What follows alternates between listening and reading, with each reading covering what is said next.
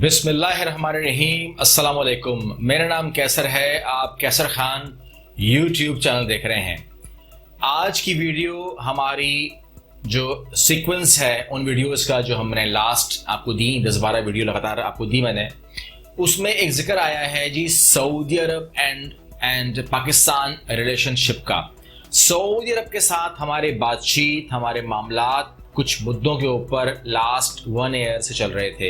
एकदम से मामलात ना तो ख़राब हुए, ना कोई बात में ख़राबी आई। बहुत ही पुरसुकून माहौल था और पाकिस्तान जो है वो रिक्वेस्ट मोड में लगा हुआ था कि आप देख लें, आप सुन लें, आप बुला लें, इजलास बुला लें, इजलास बुला लें। और इस इजलास बुलाने की कहानी को हो गया था 1 साल।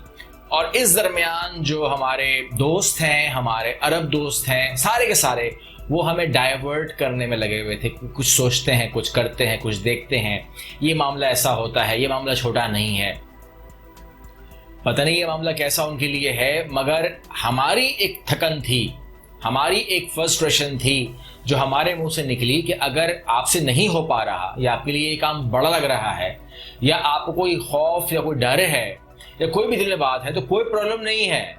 हम तो आपको लेके चलना चाह रहे थे, लेकिन अगर कोई प्रॉब्लम है तो पाकिस्तान जो है हम ख्याल लोगों के साथ मिलके इस मसले को हल कर सकता है। कोई ऐसी बात नहीं है कि हम OIC कदम बढ़ाएगा तो फिर कोई मुद्दे, ये जो कश्मीर का मसला है ये हल होगा, बल्कि इसको पाकिस्तान अपने हम ख्याल के साथ मिलके भी हल कर सकता है।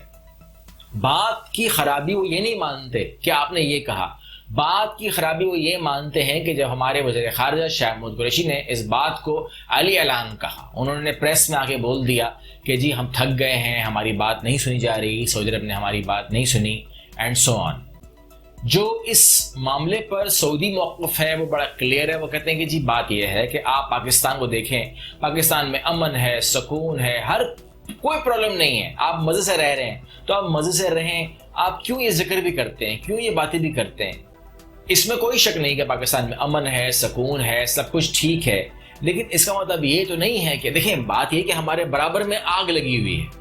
अब हम कैसे, ये जो हम देख रहे हैं कि हमारे भाई जल रहे हैं, हमारे भाई मर रहे हैं, हम कैसे इस मौके पर अपने अमन और सुकून को काउंट कर लें और जो बराबर में हमारे आग लगी हुई, ये रवैया हम नहीं अपना सकते। ये रवैया कोई और ममालिक में हो सकता है, हमारे में ऐसा होता है कि अगर हमारे बराबर में हमारे पड़ोसी को तकलीफ हो तो हम आराम से नहीं बैठ सकते। बहरहाल अब जो लेटेस्ट डेवलपमेंट है वो ये है कि सऊदी अरब ने राब्ता किया है और उसने पाकिस्तान से बड़े पैमाने के ऊपर सफारतकारी की है और उसने कहा है कि हम सिर्फ ये कह रहे हैं आपसे, जो सऊदी अरब है वो सिर्फ कह रहे हैं कि मैं आपसे ये कह रहा हूँ कि आप कोई ऐसा ग्रुप तश्कील ना दें कि जो ऐसा लगे कि आप OIC के ख़िलाफ़ या OIC के पैरेलल कोई ग्रुप बना रहे हैं। तो पाकिस्तान ने समझाया उनको कि देखिए बात यह है कि कोई अमेजिंग या कोई अचंभे की बात तो नहीं कि अगर कोई ग्रुप बनता है तो, यानी कि आप देख लें दुनिया को, बहुत सारे ग्रुप आपको पहले ही नजर आ जाएंगे। और दुनिया की क्या बात करें, दुनिया में तो G8 भी है, G5 भी है, IS5 भी है और G20 भी है, बहुत कुछ है और 10,000 ग्रुप है। लेकिन अगर हम अरब की दुनिया को देखें तो वहां पर भी OIC के अलावा अरब लीग तो है ना, वहां पर GCC तो है, उसको खत्म तो नहीं कर रहे ना आप। तो इस तरीके से GCC के आने से या अरब लीग के आने से, अरब लीग जो है हमारे हिसाब से भी अरब लीग जो है वो OIC को चैलेंज नहीं कर रही। अगर पाकिस्तान जो है ईरान के साथ, तुर्की के साथ, मलेशिया के साथ, कतर के साथ, आज़रबाईजान के साथ, सेंट्रल एशिया के साथ या अफ्रीका के साथ या ऐसे ममालिक जिसमें सारे मुल्क शामिल हो जाएं, अगर कोई हम ख्याल ग्रुप बनता है और वो हमारी लीडिंग के अंदर पाकिस्तान लीड करता है उसको, तो वो तो गारंटी है ना कि अगर हम लीड करें फिर परेशानी क्या है। क्योंकि हमें जो काम करने हैं, हम एक तो ये है ना कि हम OIC को या अमेरिका को रिक्वेस्ट करते रहें कि जी मसला हल कर दें। तो पाकिस्तान का जो ख्याल है वो ये है कि अगर हम इसी मोड में लगे रहे कि भाई कुछ कर दें, कुछ देख लें, कुछ ये कुछ वो, हो सकता है कि 100 साल गुजर जाएं, हालात और ख़राब हो जाएं, हाथ से निकल जाएं, मगर हल जो है हमें नज़र नहीं आ रहा। हमें 72 सालों की एग्जाम्पल हमारे सामने है, हमें हल नज़र नहीं आ रहा।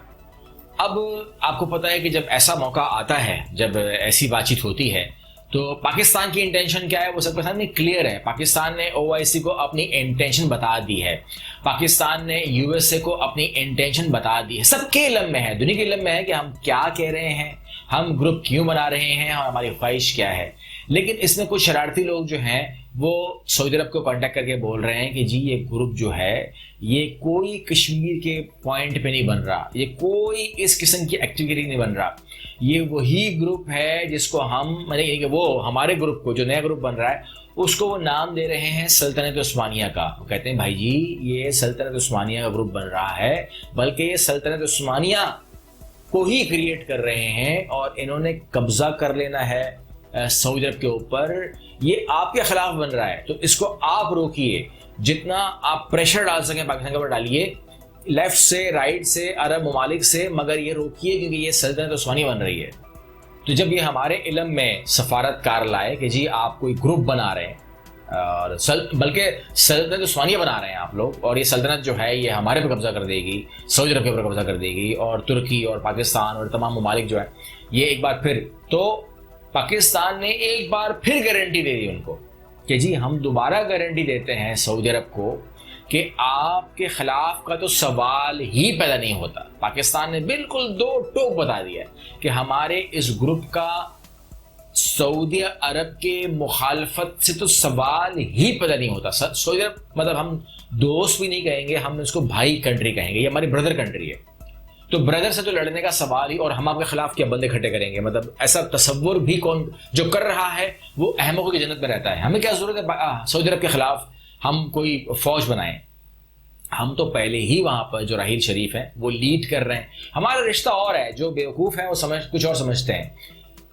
ہم نے دوبارہ ضمانت لی ہے سعودی عرب کی اور اس کی سالمیت کی, اور اگر کوئی میلی آنکھ سے دیکھے گا, میں ریپیٹ کر رہا ہوں, پاکستان نے اس کو ہر بار ریپیٹ کیا ہے, آج پھر ریپیٹ کیا ہے کہ کوئی بھی اگر میلی آنکھ سے سعودی عرب کو دیکھے گا تو سب سے آگے آپ کو پاکستانی فورس نظر آئے گی.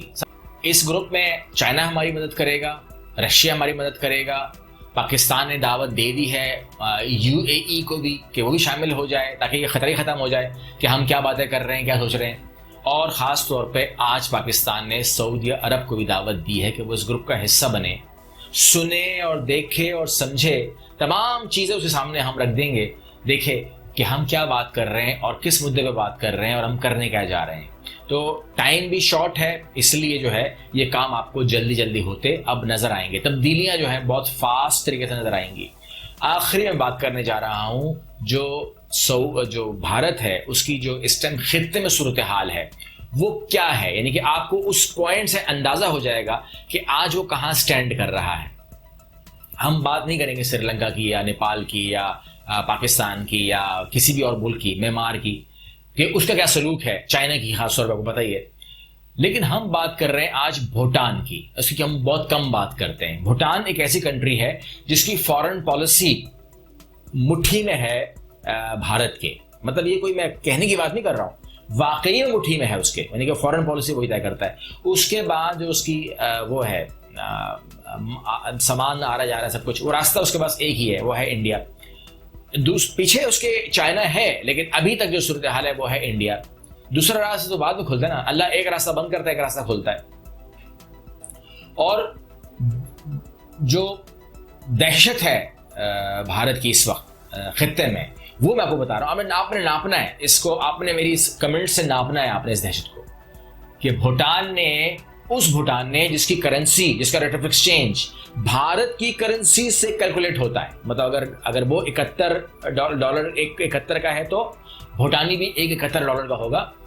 اس کنٹری کی بات کر رہا ہوں, اس نے بھارت کے اوپر ویزا اپلائی کر دیا ہے کہ اب جو ہے منہ اٹھا کے نہیں آنا, اب جب بھی آؤ گے تم پر ویزا اپلائی ہوگا. یہ میں بھوٹان کی بات کر رہا ہوں اور یہ میں اس کی دہشت کی بات کر رہا ہوں. یہ دہشت رہ گئی ہے اس کی, کہ اب سمجھ لیں کہ جو میرے حساب سے یہ آخری موو تھا کہ اگر کوئی بات نہ کرتا تو اس نے ویزا اپلائی کر دیا ہے کہ اب جو ہے اب ایک طریقے سے ہی ہمارے ملک میں آنا ہے. مطلب ہم آپ کو اگر الاؤ کریں گے, if we will give you visa then you can enter in Bhutan, otherwise.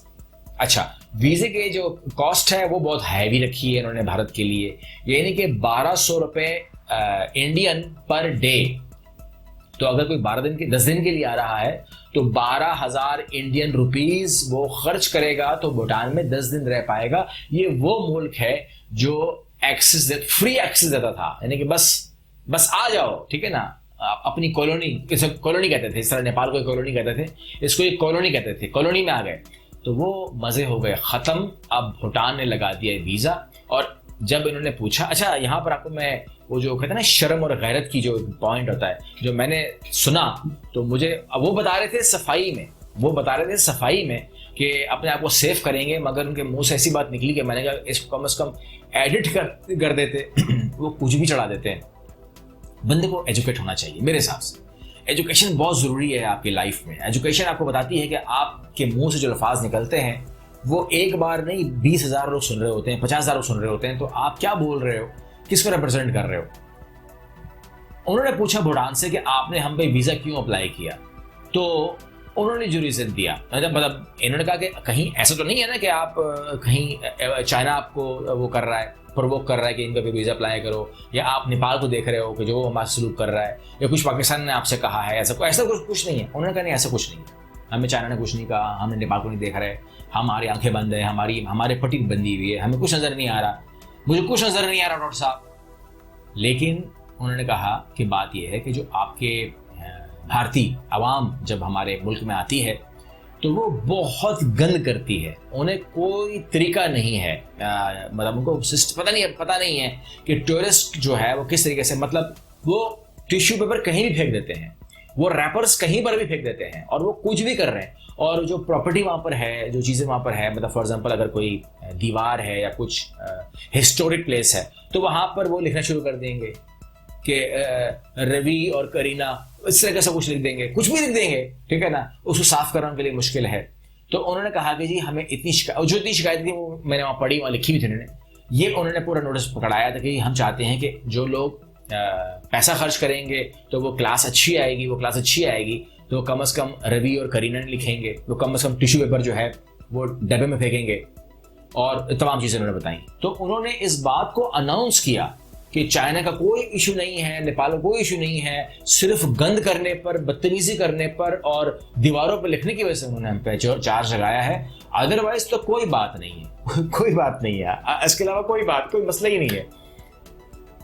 Tourism پر بڑی ذمہ داری ہوتی ہے, آپ جاتے ہیں تو آپ سفیر ہوتے ہیں اپنے ملک کے, ٹھیک ہے, ٹیشو ہو یا ریپرز ہوں یا کوئی بھی ان کی کوئی پراپرٹی ہے جس سے وہ پیار کرتے ہیں, ان کی وہ اینٹیکس ہیں, ان کے لیے وہ بہت اہمیت رکھتی ہیں, وہ دیواریں, وہ چیزیں, خیال کیا کریں. جائیں ٹورزم کریں, مگر تھوڑا سا یہ سوچ کے مت کریں کہ میں تو چلا جاؤں گا یہاں سے. نہیں, صفائی جو ہے وہ ہمارے اسلام میں کہتے ہیں صفائی نصف ایمان ہے.